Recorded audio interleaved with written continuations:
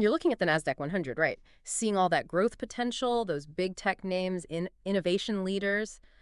But maybe you're also thinking, okay, how do I actually get some income, like real income from this? Yeah, that's a common puzzle. Yeah. How to blend that growth with income. Exactly. So today, let's really dig into that. We're doing a deep dive on the JPMorgan Nasdaq Equity Premium Income ETF, tickers JEPQ. Hmm. You want to see if it actually pulls off that combination. Right. And we've got the official fund documents from JPMorgan, plus some pretty interesting analysis from Seeking Alpha to guide us. Okay. The mission today is really to get under the hood.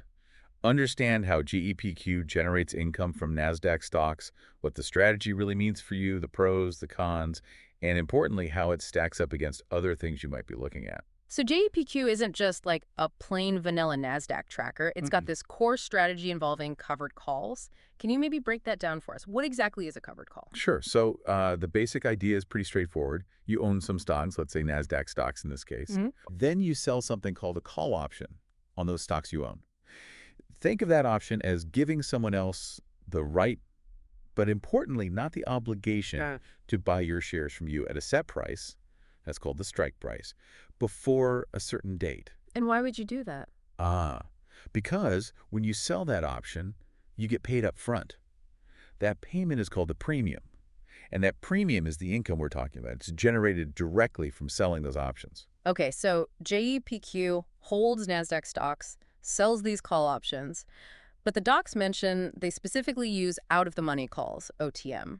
What does that mean, and why do it that way? Good question. That's a key part of their specific strategy. Yeah. So out of the money means they aren't setting the strike price right where the market is now. They set it higher than the current Nasdaq 100 level. Yeah. And these options typically only last about a month. The idea is you collect that premium income. The upfront payment. Exactly. But you also leave some room for the Nasdaq 100 to go up before you hit that strike price. So you can still capture some of the market's gains. Oh, okay. So if the index stays below that higher strike price, Then the option just expires worthless. The buyer doesn't exercise it, and JEPQ keeps the full premium, free and clear.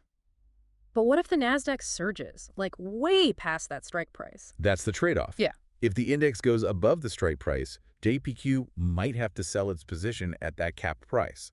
They'd miss out on any gains beyond that point. So yeah, it's income now versus potentially limited gains later if there's a huge rally. Right. That makes sense. It's a balance act. Income versus growth potential. Now, the documents also talk about using equity-linked notes, ELNs. What are those? Sounds a bit complex. Yeah, ELNs. It's an interesting structural point, mainly about efficiency. Think of ELNs as contracts JEPQ enters into, usually with big banks. These contracts are designed to basically replicate the economic outcome of doing that covered call strategy. So instead of JEPQ buying and selling tons of individual options themselves. Exactly. They use these notes. The bank handles the underlying mechanics. This has a couple of big advantages. First, it can really cut down on trading costs and just the sheer operational headache of managing thousands of options contracts constantly. Less paperwork, basically. You could say that, yeah. And second, this efficiency is a big reason why JEPQ can offer a relatively low expense ratio. It's 0.35%. For actively managed fund using options, that's pretty competitive. It's actually lower than some ETFs that try to execute the calls directly. That 0.35% does seem pretty decent, especially when you mention the documents say the average options premium they've generated since they started is around 10% annualized. Right. That's way higher than the normal dividend yield from Nasdaq stocks, which is usually tiny, like less than 1%. Precisely. That's where the bulk of JEPQ's high distribution yield, currently running around 10%, comes from. It's fueled by consistently harvesting that options premium month after month. And the analysis we looked at points out this income is paid out monthly, which is a big draw for people wanting regular cash flow. Okay, so JEPQ isn't the only covered call ETF out there, right? How does its approach the OTM calls using ELNs? How does that compare strategically to, say, a more traditional one like QYLD from Global X? Yeah, that's a really important comparison to understand what they're trying to achieve. Many traditional covered call funds, like QYLD, often use at-the-money calls, or ATM calls. At the money, meaning the strike price is set right near the current market level. Exactly. The goal there is to squeeze out the absolute maximum premium income right now. But the cost is huge.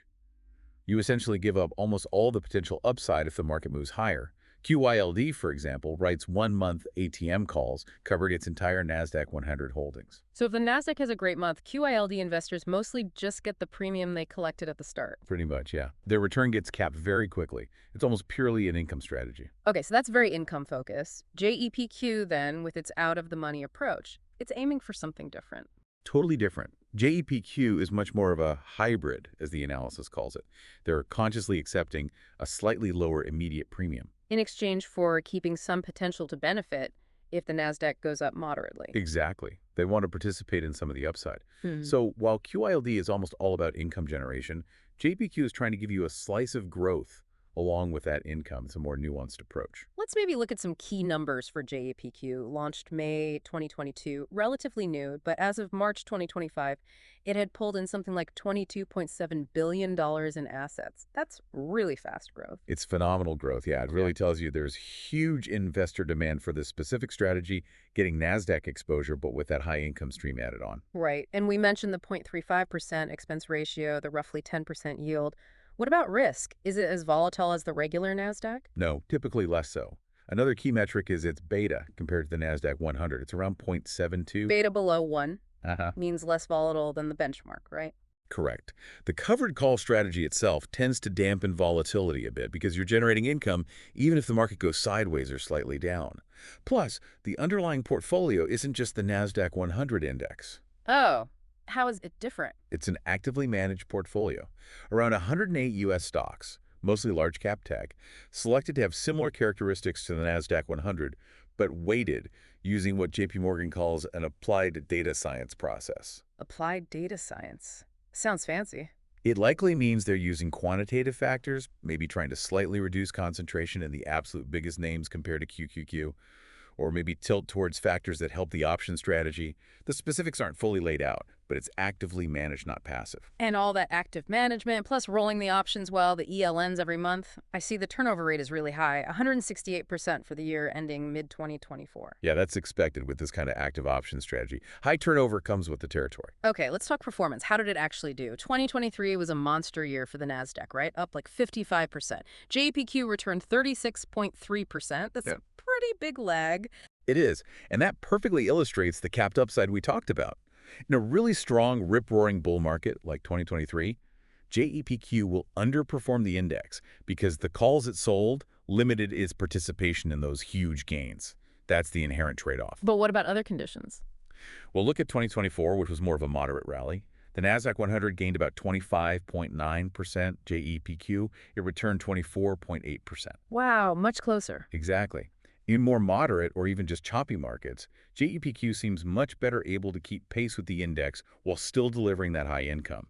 And if you look, since it launched in May 2022, a $10,000 investment would have grown to about $14,160. So decent growth alongside the income. Okay, so summing up. High yield, check. Fast growth in assets, check. NASDAQ exposure, check. Some upside capture, especially in calmer markets, check. Lower volatility, check. Decent expense ratio, check. But also high turnover and that clear upside cap and strong bull runs. That's a good summary. The SWOT analysis in the documents kind of reinforces this. Yeah, let's hit the highlights of that SWOT. Strengths first. Okay, strengths. Obviously, the high income yield's number one. Then exposure to NASDAQ growth potential. That's key.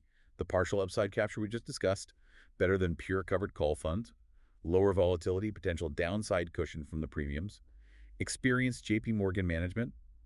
And cost efficiency via the ELNs. Makes sense. Weaknesses. The big one seems obvious. Yep, the capped upside potential. If you expect a massive, sustained tech rally, this will likely lag. Then there's sector concentration. It's very tech-heavy, like the NASDAQ itself. Some complexity with the derivatives, the ELNs, though counterparty risk is generally low. Income also depends a bit on market volatility. Very low volatility could mean lower premiums. And, it's still relatively young, shorter track record. Opportunities. What helps it? Well, the ongoing hunt for yield is a big one. Investors want income. It's potentially ideal for volatile or sideways markets where income shines and you don't miss much upside. It works okay in moderate bull markets too, and JPMorgan's success here could lead to more innovation. And threats? What could hurt it? A really sharp, long tech rally is the flip side of the weakness. It would really underperform. A major tech downturn would still hit the underlying assets, obviously. More competition is always a threat. Other firms launching similar ETFs. Any regulatory changes around derivatives could be an issue. and just, investors maybe not fully understanding the trade-offs. Okay, that gives a good picture of JEPQ itself. Now, how does it fit into the broader landscape? Let's compare it quickly to some other familiar tickers. QQQ, JEP, QYLD, and maybe QQQI. Good idea. So first, focus. JPQ, QQQ, QYLD, QQQI, they're all heavily tied to the Nasdaq 100, very tech-focused. Right, but JEPI is different. Yeah, GPI does a similar covered call strategy, but on the S&P 500, and it tends to lean towards lower volatility stocks within that index. Broader market, different underlying focus. And the strategies themselves. We know QQQ is just straight index tracking. Right, pure growth exposure. JPI uses ELNs and covered calls like JGPQ, but on the S&P 500. Yeah. QYLD is that pure income play, ATM calls on the whole Nasdaq. QQQI is also Nasdaq income, but uses a slightly different options approach, maybe trying for a bit more total return than QYLD. Okay, what about yield levels? QQQ is low. Right. Very low, under 1% typically. JPI and JPQ are usually in a similar ballpark, say 8–11% for JPI, around 10% for JPQ historically. QYLD often pushes higher, 12% or more sometimes. QQQI also targets very high double-digit yields. And that yield difference connects directly to upside potential. Absolutely. QQQ gives you the full upside and downside of the Nasdaq. JPI and QYLD because the calls have limited upside. JPI may be a bit more than QYLD because it doesn't always write calls on its whole portfolio. JEPQ with those OTM calls sits in the middle, moderate upside potential. More than QYLD, less than QQQ. QQQI also aims for some upside beyond just the premium. And risk volatility. QQQ is generally the most volatile, being pure tech growth. GPI aims for lower vol within equities. JEPQ, QYLD, QQQA, the covered call strategies tend to lower the volatility compared to QQQ, but they're still equity funds, still carry market risk. JPQ's beta of 0.72 shows that reduction compared to the Nasdaq. So thinking about how someone might use these, QQQ is your core Nasdaq growth piece. Right. JPI might be for broader market income, maybe even as a bond alternative for some people in low-rate times. QYLD is really for someone prioritizing maximum current income, willing to sacrifice most of the growth. QQQI, similar income focus, maybe slightly more total return-minded. And JEPQ, where does it fit? JPQ often appeals as that middle ground, getting income from your growth stocks. Or maybe a less volatile way to hold tech exposure than just QQQ. It's for blending those goals. We mentioned the managers earlier, Hamilton Reiner, Eric Moreau at JPMorgan, lots of experience there. And the process seems clear. Build an active NASDAQ-like stock portfolio using their data science approach, then overlay those OTM index call options via ELNs. Yeah, and the goal is consistent. Deliver that monthly income, provide NASDAQ exposure, but do it with less volatility than the index itself. And that income, just to reiterate, it comes from two places. Right. The analysis breaks it down. There are the regular dividends from the stocks JEPQ holds, but that's small, averaged only about 0.63% per year since inception. Okay. The big driver is the option premium income. That's averaged around 10.23% annually. So add those together and you get the fund's overall distribution. But remember, you're potentially trading some market upside for that larger premium piece. Got it. And the volatility numbers bear that out, lower volatility? They do. Yeah. Looking at the data through the end of 2024, JEPQ's volatility was about 19.9%. The Nasdaq 100 itself, over 27.3%. So yeah, it has historically delivered on that lower volatility promise. And final check on those end of 2024 numbers. 30-day SEC yield was 9.76%. 12-month rolling yield, 10.12%. Total return since launch annualized was 16.83%. Compared to the Nasdaq 100's 20.52% over that same period. Shows the performance difference, but still solid returns alongside that yield. Yep. And all with that 0.35% expense ratio. Okay. So pulling it all together for you, the listener, what's the core proposition of JEPQ?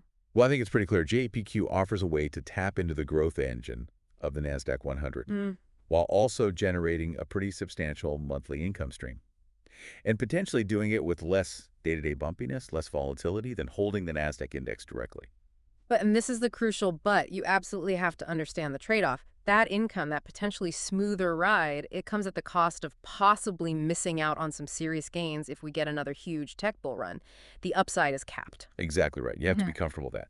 JEPQ really positions itself neatly as a kind of happy medium in the Nasdaq world. It's not pure growth like QQQ, and it's not pure max income at all costs like QYLD might be seen. It's trying to balance the two. So as you think about your own portfolio, your own goals, maybe ask yourself, how does something like JEPQ fit in? Is my risk tolerance okay with this kind of hybrid approach?